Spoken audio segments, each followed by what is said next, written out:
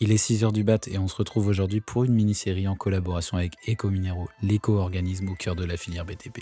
Je suis Nicolas Charton, communicant spécialisé dans le bâtiment et les travaux publics, et durant cette mini-série, avec Ecominero, on a décidé de vulgariser la REP, à la fois avec des acteurs du terrain, à la fois avec Ecominero, et aussi appréhender les enjeux à venir, puisque au 1er janvier 2025, la reprise totale gratuite des déchets triés sera effective.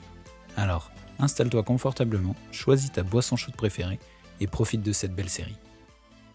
Bonjour à tous, il est 6 heures du bat, on se retrouve en 2025, toujours avec Ecominero, puisque maintenant qu'on a passé le 1er janvier 2025, la gratuité totale sur la reprise des déchets en point de collecte Ecominero est effective. Et puis comme on s'était dit en novembre avec Mathieu, on se retrouvera à ce moment-là pour parler un peu du futur, de qu'est-ce qui va dicter aussi la partie, la filière minérale, la filière de la construction, la filière du bâtiment. Donc je raccueille une nouvelle fois Mathieu Hiblo, directeur délégué d'Ecominero, et ça me fait vraiment plaisir de l'avoir encore avec nous.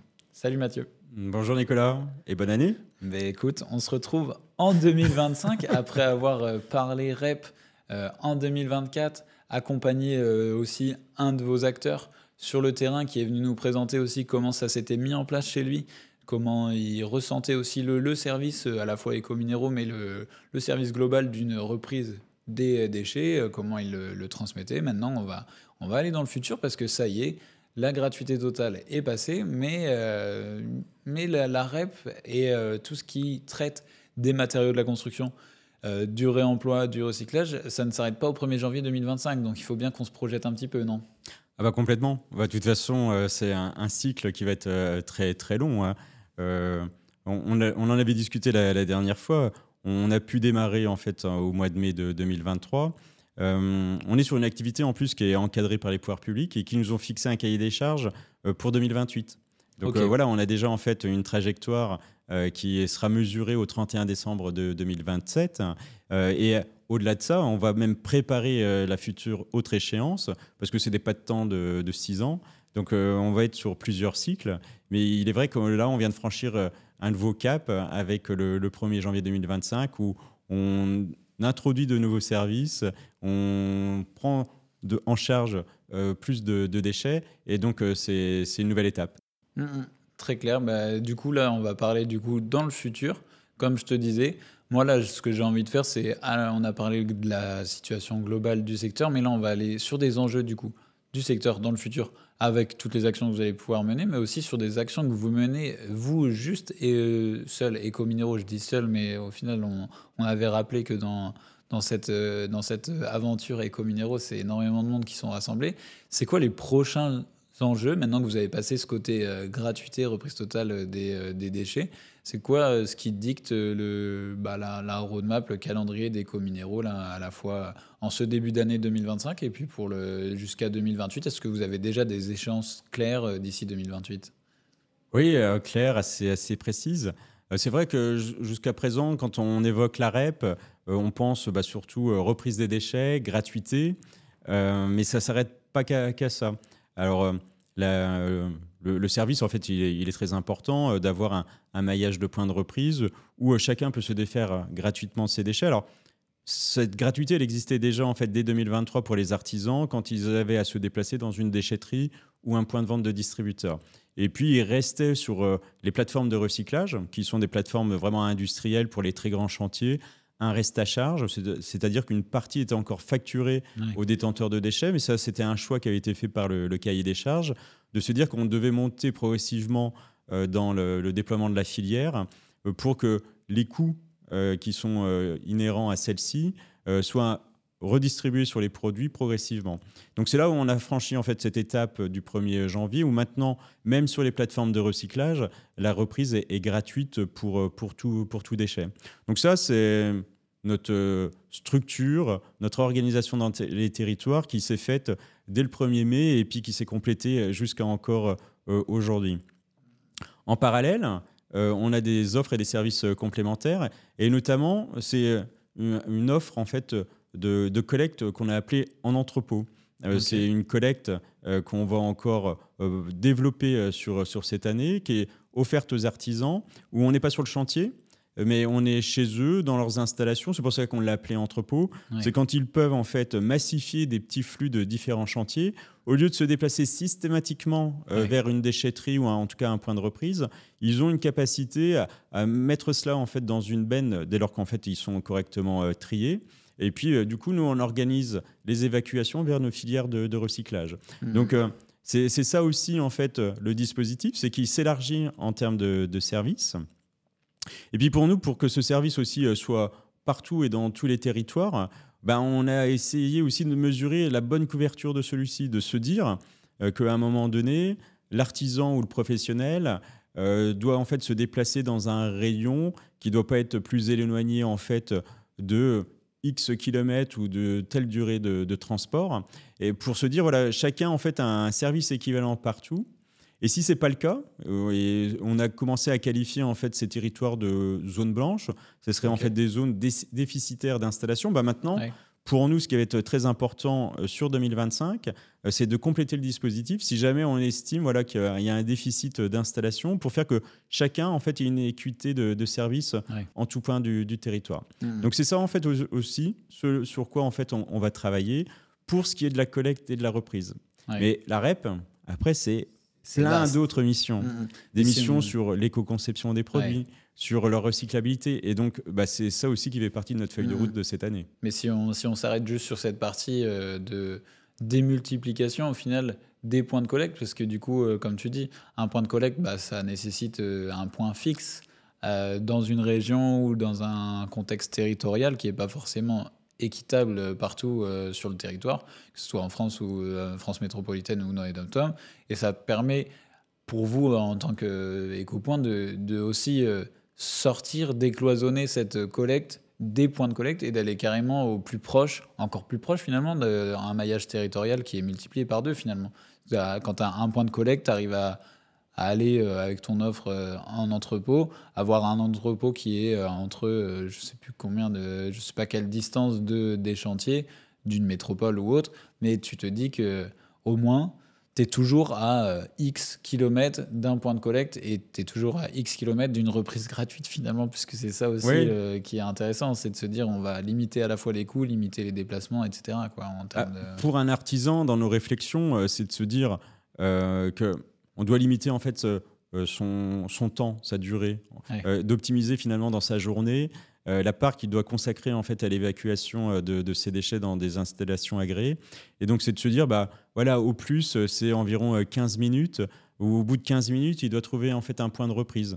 Et c'est là en fait c'est une complémentarité entre eux, que ce soit à la fois des déchetteries privées ou des déchetteries publiques, ou aussi des points de vente de distributeurs qui vont pouvoir offrir une densité importante de points de reprise. Alors, c'est des points de reprise adaptés, pas sur des grandes quantités, mais ça permet d'avoir une proximité très forte entre le chantier et cet endroit où on peut se défaire gratuitement de son déchet.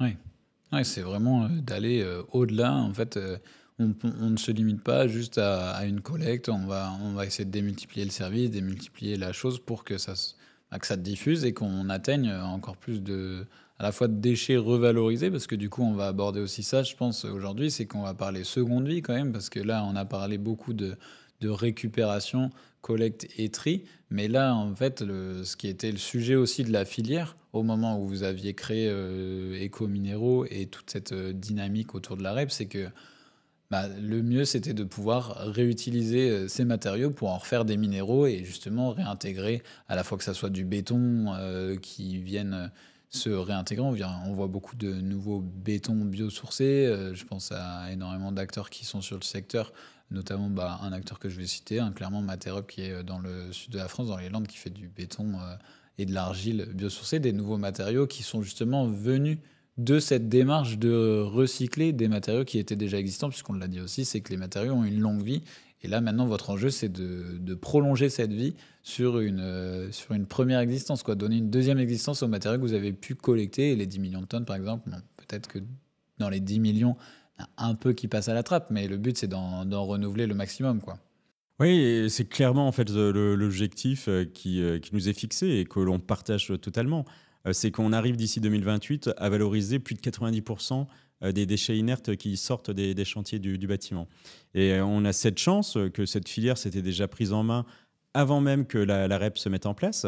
Et, mais pour aussi des raisons et des facilités, c'est qu'on a un produit qui est 100% durable, 100% recyclable, dès lors qu'il est séparé des autres fractions de déchets. Et c'est pour ça en fait que depuis 30 ans, on a déjà eu en fait un recyclage qui s'est établi dans l'industrie routière, parce que ça permettait en fait de remplacer le matériau de carrière par un matériau issu de la démolition. Ça permettait aussi de prolonger la durée de vie des carrières, parce qu'il répondait pour les mêmes propriétés et les mêmes usages. Et donc actuellement, on est en train de regarder en fait toutes les solutions qui sont complémentaires dans un territoire pour trouver du débouché à ces bétons de démolition, par exemple, si on prend celui-ci. Donc, il continuera en fait à permettre cette substitution de matériaux de carrière dans les infrastructures de transport, mais il sera aussi de plus en plus utilisé dans la fabrication même du béton. Ouais. On fabrique du béton à partir de béton de démolition, et c'est là aussi qu'il y avait eu un travail préparatoire au niveau des normes pour que les normes puissent encadrer ces fabrications de nouveaux produits. Et pour nous, c'est vraiment notre feuille de route d'accompagner en fait le développement de ces solutions où dans chacun des territoires, en fonction de la demande et des opportunités, nos matériaux iront vers une solution ou vers une autre dès lors qu'il y a une proximité, qu'il y a un marché aussi qui est demandeur. Et de là, on recherche aujourd'hui à trouver encore des solutions nouvelles sur des déchets qui n'avaient pas forcément finalement une filière appropriée. Ouais. J'entends par là les déchets de céramique, okay. Les déchets aussi de béton cellulaire. Donc ça fait partie de nos travaux sur 2025, de travailler avec des universités, des laboratoires de recherche sur des solutions nouvelles qu'on pourrait industrialiser dans les années qui viennent pour compléter encore les gammes de solutions de recyclage. Et là, en plus, tu as évoqué un sujet assez intéressant, c'est que du coup, là, vous êtes vraiment dans une démarche d'aller chercher plus loin que d'être seulement un éco-point, du coup, être un éco-organisme. Vous êtes bien au-delà de ça, vous allez aussi être acteur pour faire bouger les normes sur les matériaux, être un peu fer de lance et un peu locomotive pour la filière aussi, pour aller chercher des nouvelles, aller faire bouger les réglementations, parce qu'il y avait aussi ces sujets-là sur les matériaux de réemploi, c'est que elles avaient peut-être les performances, on avait des performances équivalentes, voire supérieures, mais on n'avait pas forcément le droit de les appliquer sur certains ouvrages, selon les cahiers des charges. Le but, c'est ça aussi, c'est d'aller, vous, en tant qu'acteur, essayer d'ouvrir justement, d'ouvrir ces cahiers des charges aux matériaux de réemploi et à des nouveaux matériaux que vous allez pouvoir collecter dans le futur et créer tout un cercle. On est toujours sur cette histoire de cercle, parce que on est sur des produits qui ne peuvent pas être reproduits, du coup, qu'il faut réutiliser et qui proviennent des minéraux, et il n'y a pas plus simple que de refaire des minéraux, finalement. Oui, c'est notre recherche, c'est de se dire on est totalement en fait dans une économie circulaire. Une économie circulaire qui s'exprime dans le secteur du bâtiment ou du BTP en général, mais voire même aussi qui trouve des débouchés en dehors en fait, de ce secteur, puisque finalement on est sur des produits minéraux qui peuvent être réduits en poudre et former en fait des charges minérales qui peuvent alimenter d'autres secteurs industriels. Donc c'est ça aussi que l'on vise, que l'on recherche sur des applications telles que la céramique. Aujourd'hui, la céramique, on sait la recycler en mélange avec d'autres fractions minérales, mais si on s'intéresse à la séparer des autres pour se concentrer en fait sur ce gisement, et là on voudrait comme ça avoir en fait cette capacité à trouver des solutions à plus forte valeur ajoutée au plan environnemental mais économique, à fournir donc des matières premières au secteur, quel qu'il soit du BTP ou en dehors de celui-ci. Et pour nous, c'est quelque chose vraiment qui est ancré dans notre ADN. C'est vrai qu'on est un éco-organisme, et on se l'était dit la dernière fois au mois de novembre, on est une solution collective portée par donc, un ensemble d'acteurs. On est même une société à but non lucratif. Ouais. Et ça, c'est extrêmement important. C'est que de par la loi, on nous confère une mission d'intérêt général. Mmh. Et c'est là où on se doit de respecter un cahier des charges, mais on souhaite aller au-delà même du cahier des charges. Et ce qui fait qu'à la création même de notre société, parce qu'on reste une société de droit privé, mais dans ce cadre-là, à but non lucratif et d'intérêt général, on a pris le statut de société à mission.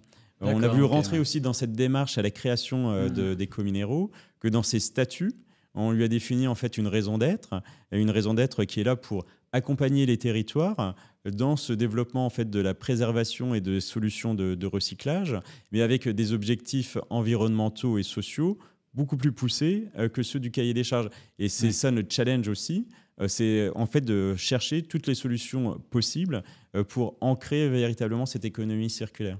Ouais, mais là, je ne vais pas te mentir, tu me coupes un peu l'herbe sous le pied parce que j'allais dire, on se projette, du coup, on est vraiment dans le futur, mais il y avait une échéance qui était 2028 au final, et j'allais te demander, c'est quoi la vie d'Ecominero Est-ce que la vie d'Ecominero s'arrête à 2028 ou est-ce que du coup, il y a un autre but que d'être un éco-organisme et tu as commencé à aborder le sujet, c'est que vous allez avoir du coup cette partie mission sociétale qui va prendre le dessus sur la partie traitement des déchets, puisque ça, c'est une partie qui sera, on va dire, acquise, puisqu'on aura fait déjà les efforts là-dessus. Et maintenant, on va y avoir tout ce travail à la fois social sur trouver aussi, j'imagine, développer les réseaux de personnes qui vont faire cette reprise qualifiée des matériaux, essayer d'avoir un but aussi d'insertion, je pense, professionnelle, parce qu'on cherche toujours du monde sur le secteur bâtiment, sur le secteur minéraux, etc. Donc, est-ce que c'est aussi ça la seconde vie que vous donnez à Ecominero C'est un autre cycle que vous démarrez après 2025 ?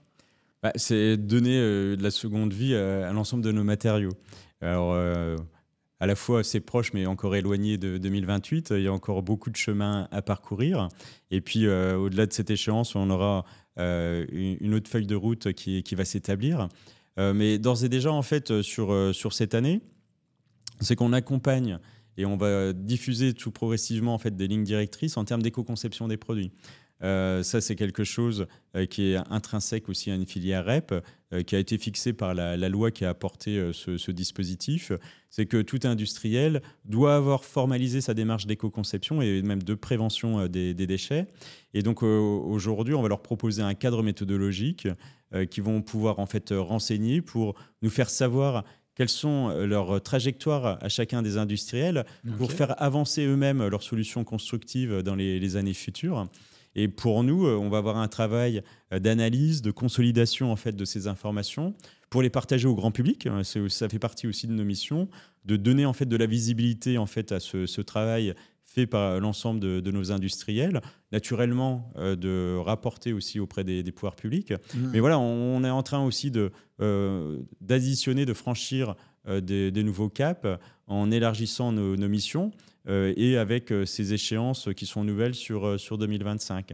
Mais qui dit éco-conception, c'est sur des critères de durabilité du produit, de recyclabilité du produit, s'assurer qu'il y ait bien une absence de substances dangereuses qui empêcheraient derrière son recyclage, d'incorporer des matières issues du recyclage de différentes substances. Et donc tout ça va toucher aussi à des études de recyclabilité des déchets. Tu évoquais des produits dits biosourcés. Il s'agit aussi de bien vérifier que ces nouveaux produits qui rentrent sur le marché sont bien des produits qui seront certes durables, mais surtout recyclables dans 20 ans, 30 ans, 50 ans. Parce qu'il faut nous assurer que quand on en sera à ces étapes-là, qu'il n'y ait pas de perturbateurs de recyclage qui nous empêcheraient finalement de les porter vers ces filières de traitement. Donc c'est ça aussi, du coup on prépare l'avenir à travers ces démarches d'éco-conception qui du coup sont encadrées dans la méthodologie que les industriels doivent appliquer, mais aussi parallèlement pour nous, c'est de amplifier les différents travaux pour nous assurer que ces produits qui sont aujourd'hui utilisés dans le secteur du bâtiment, et notamment les nouveaux produits, auront bien cette capacité, dans un futur, mais qui est généralement assez éloigné, d'être soit réemployés, soit recyclés. Ouais, mais c'est vraiment avoir une pensée durable et de se dire que ce que vous avez vécu finalement. Là, on s'est projeté vraiment loin dans le futur, hein, à 20-30 ans, mais on est obligé finalement quand on parle Mais matériaux. quand on parle d'un ouvrage, il est là pour Il est durer, obligé. d'être transmis de génération en génération. Donc oui, tout de suite, on dépasse l'échelle des 50 ans, Ouais. parfois 100 ans.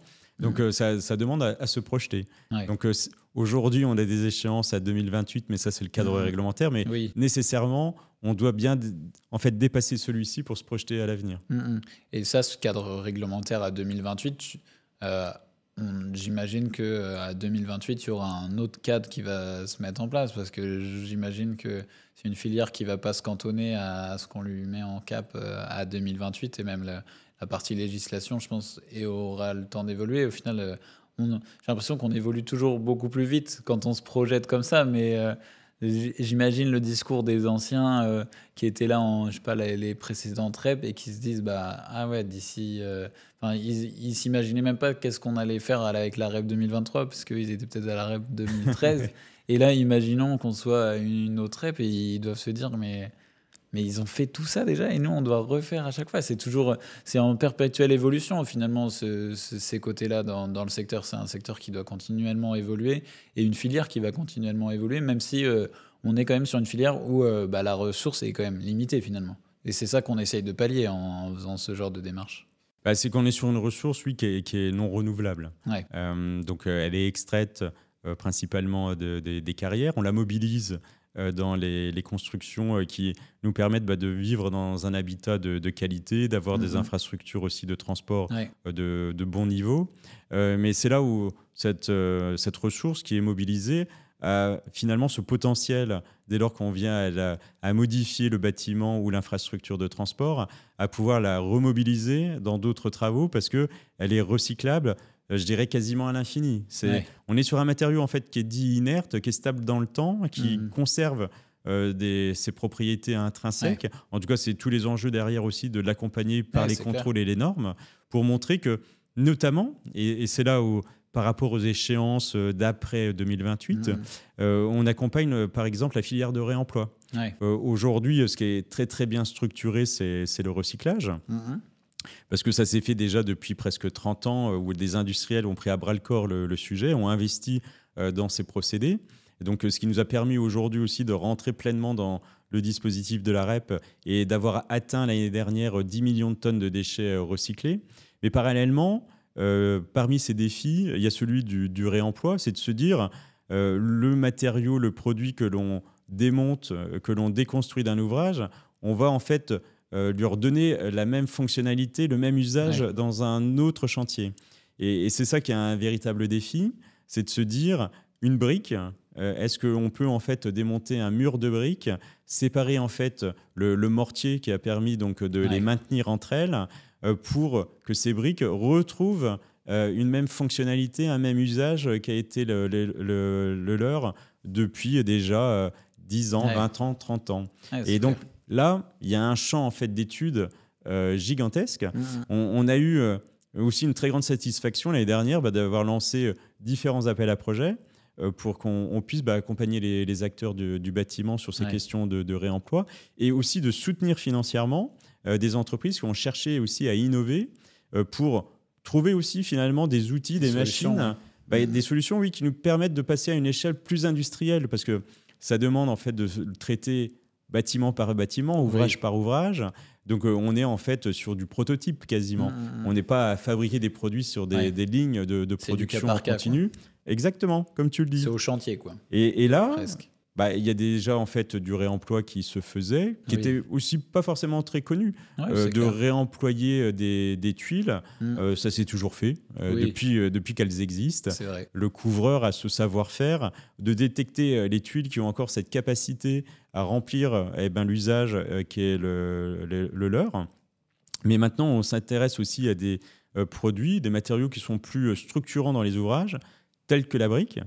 Donc après, c'est de savoir si on fait plutôt finalement du parement avec celle qu'on arrive à déconstruire ou est-ce qu'on arriverait à la remobiliser dans des structures. Et ça fait partie en fait de nos enjeux pour les années qui viennent. Tu parlais aussi d'appel à projet parce que du coup, c'est aussi, j'ai l'impression qu'on est toujours... c'est un fil conducteur, mais de de tellement de liens dans le bâtiment, le côté appel à projet, démarche collective, c'est que vous êtes aussi à l'écoute de pas mal d'autres acteurs pour se joindre au mouvement, sur quels appels à projets vous allez lancer justement en 2025, lesquels sont déjà en cours et sur lesquels on peut, en écoutant l'épisode, en écoutant toute cette série qu'on a pu faire ensemble, se positionner en tant qu'acteur de la filière, en tant qu'acteur de la construction, ou même en tant qu'individuel finalement, parce qu'il y a besoin des forces de tout le monde, j'imagine, dans ce genre d'appel à projet. Complètement. De toute façon, on le voit bien quand on regarde autour de nous des chantiers du bâtiment, c'est une multitude en fait d'entreprises, de professionnels, de qualifiés qui interviennent. Et c'est là, en effet, qu'il faut arriver à tous les mobiliser selon ces différents sujets. Et ça parle notamment aussi déjà du propriétaire de l'ouvrage, le maître d'ouvrage. C'est à lui aussi finalement d'impulser et de donner en fait des directions dans ses propres projets de construction ou reconstruction. Et donc c'est là, sur les questions de réemploi, on aide, comme on l'a fait déjà par le passé, à travers des appels à projets, à financer des missions telles que les diagnostics sur les ressources, de savoir identifier dans un ouvrage quels sont les produits et les matériaux qui auraient un potentiel de réemploi dans un nouveau projet. Et donc pour nous, c'est essentiel, c'est d'accompagner aussi sur ces démarches d'anticipation, que dès lors qu'un maître d'ouvrage va s'intéresser sur un projet de déconstruction, reconstruction, à regarder cette possibilité-là. Et dès lors qu'on part de ce premier maillon, on va s'intéresser à tous ceux qui ont une intervention possible dans cette chaîne de valeur. Et ça sera notamment sur les chantiers, à regarder comment on peut accompagner sur la dépose et que la dépose des produits soit préservante, parce qu'il faut qu'ils gardent leur propriété, leur fonctionnalité. Oui. Dépose soignée, comme on dit. Complètement. Donc là aussi, on l'a fait l'année dernière, on va le refaire cette année encore. L'année dernière, et comme cette année, on le fait aussi en partenariat avec Ecomaison, par exemple, qui est l'autre éco-organisme qui permet à deux, finalement, d'apporter à la fois une solution sur nos matériaux de la filière minérale et puis pour le maître d'ouvrage, des solutions sur ses autres composants. Et donc, pour nous, on va reprendre en fait cette dynamique de soutenir à la fois le maître d'ouvrage dans l'inventaire qu'il devrait faire sur un projet de déconstruction, l'entreprise de travaux qui fera cette dépose, et pour faire en sorte qu'on aille aussi sur un développement des compétences et des savoir-faire sur ces déposes soignées, préservantes. Et puis parfois, ça va demander à traiter le déchet sur des installations dédiées. Et donc là, on aura toujours des appels à projets sur les études de faisabilité, d'avoir une activité de réemploi qui s'installe dans un territoire, qui a cette capacité à pouvoir réaliser ce reconditionnement, cette préparation en vue du réemploi. Et naturellement, au-delà même de faire des études sur la faisabilité d'installer des activités de réemploi, c'est aussi de les soutenir au démarrage, et des soutiens qui peuvent s'étaler sur 3 ans, parce que ça permet comme ça de donner un coup de booster à leur développement et ancrer en fait ces activités dans les territoires. Justement, tu vois, le mot territoire, il est important parce que je pense que quand tu évoques maître d'ouvrage, il y a aussi ce côté à aller rechercher l'instigateur de tout ça, finalement, le pouvoir public qui est aussi souvent maître d'ouvrage sur énormément de bâtiments. Quand on voit les bâtiments publics qui sont à rénover, gros sujet de rénovation énergétique actuellement, de rénovation tout court finalement. Est-ce que vous avez aussi un impact sur le maître d'ouvrage public, et est-ce que vous avez ce genre d'appel à projet, vous avez ce genre de projet aussi à déployer, d'aller chercher aussi ces collectivités et autres qui sont maîtres d'ouvrage dans énormément de chantiers, à être aussi acteurs et être aussi exemple dans cette démarche globale? Tout à fait. Pour nous, c'est important. On a enclenché des travaux dès l'année dernière à travailler vraiment à cette échelle des territoires. Parce que chacun peut avoir une spécificité dans son habitat, dans les solutions constructives qui ont été les leurs. Et du coup, pour nous, et c'est ce qu'on a commencé à faire dans différentes régions, c'est de mettre des maîtres d'ouvrage autour de la table, publics mais aussi privés, pour essayer ensemble de construire des feuilles de route territoriales sur comment véritablement en fait, on transforme nos actions dans cette économie circulaire, où c'est qu'aujourd'hui, donc on l'a dit, on a financé 10 millions de tonnes, en tout cas le recyclage de 10 millions de tonnes. Donc il faut naturellement que ce soit recyclé. On prépare en fait la matière à être réincorporée dans d'autres produits. Donc il faut naturellement que quand un marché est lancé, qu'il prévoit en fait la capacité à ceux qui candidatent à proposer des solutions qui incorporent des produits qui eux-mêmes sont composés de matières issues du recyclage, parce que c'est comme ça finalement qu'on va garantir cette consommation locale, parce que le but est là aussi, c'est que on a un gisement de déchets qui reste important, c'est un potentiel de 15 millions de tonnes à peu près cette année qui sortira des chantiers du bâtiment en termes de déchets inertes. Et donc, c'est de leur trouver cette seconde vie qui va passer par une réincorporation dans de nouveaux produits. Mais il faut naturellement que quand un marché est lancé, il prévoit que des variantes soient possibles à proposer ces solutions issues du recyclage. Ouais, c'est clair, c'est pareil, c'est encore des enjeux de pédagogie, de messages à faire passer. Il y a beaucoup de maîtres d'œuvre et de personnes qui étaient sur la partie donneur d'ordre sur les chantiers qui m'avaient présenté le réemploi aussi comme un lot carrément à mettre dans les cahiers des charges, parce que des fois, on ne peut pas mettre de matériaux de réemploi sur certains chantiers, ce qui est dommage puisque des fois, on a le stock, si on fait les démarches dans le bon sens et qu'on en récupère, qu'au moment où on change, par exemple, moi je connais beaucoup d'agenceurs ou de maîtres d'œuvre en agencement, ils vont changer les cellules d'un magasin, récupérer tout le mobilier, et le mobilier, après, il faut que dans d'autres chantiers, ils puissent le réutiliser. Ça passe aussi par la notion de mise en place de cahier des charges réemploi, je pense, directement à l'eau.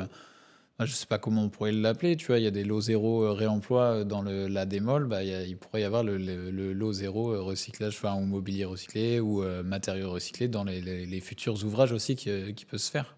Oui, c'est utile, c'est nécessaire, parce que ça permet vraiment en fait de bien dimensionner, environner cette solution qui est importante, parce que c'est elle-même qui permet de préserver nos ressources naturelles en réemployant en fait ces matériaux qui ont toujours cette capacité à apporter les mêmes fonctions, les mêmes propriétés qui ont été les leurs dans un ouvrage précédent. Et c'est sûr que ça demande aussi un travail particulier de s'assurer que ces propriétés sont bien présentes. Il y a toujours aussi la question de l'assurabilité en fait du produit. Et du coup, on est là encore à ce stade, vu que on est parfois sur des expérimentations, on n'est pas encore sur des techniques courantes. Donc c'est même aussi un travail d'accompagnement qui est fait par les compagnies d'assurance. Ouais. Donc c'est sûr qu'il faut en fait avoir un collectif d'acteurs compétents sur cette question du réemploi pour faire en sorte que celui-ci se développe pleinement dans le secteur du bâtiment. C'est des belles perspectives. Je pense qu'on a dressé déjà pas mal aussi à la fois des échéances pour vous, pour Ecominero, pour toute la filière, mais on a aussi donné pas mal de pistes de réflexion, je pense, pour tous ceux toutes celles et ceux qui voudront être acteurs aussi de ce changement et de cette démarche. Donc j'espère que vous avez apprécié à la fois cet épisode, mais à la fois aussi toute cette série qu'on a fait avec Ecominero, qui était vraiment un moment hyper important, parce que moi, la REP, pour le coup, je crois que j'ai démarré quasiment mon activité au moment de la mise en place de la REP pour la création d'Ecominero. Donc j'ai l'impression que j'ai suivi un peu la REP comme fil rouge aussi de 6h du mat. Donc je me dis que maintenant qu'on a passé le cap de certains sujets, autant se projeter et pas s'arrêter en si bon chemin. Donc merci à vous, Ecominero, d'avoir aussi été acteur de cette série. Et merci à toi, Mathieu, d'avoir participé grandement à la fois en novembre et aujourd'hui en janvier. Merci Nicolas, c'était vraiment un grand plaisir, et j'espère qu'on pourra poursuivre, continuer à communiquer, parce que c'est vraiment essentiel à faire connaître cette REP et puis l'action de notre éco-organisme. Super, et bien en tout cas, on se retrouve très très vite pour réveiller de nouveau le BTP. J'espère qu'après avoir écouté cet épisode, la REP n'a vraiment plus de secret pour toi. Ça me tenait à cœur d'aborder ce sujet qui, pour le coup, réveille grandement le BTP, et ça depuis bien longtemps. Si tu as apprécié l'épisode, n'oublie pas de t'abonner et de laisser 5 étoiles. Et quant à nous, on se retrouve très vite pour réveiller de nouveau le BTP.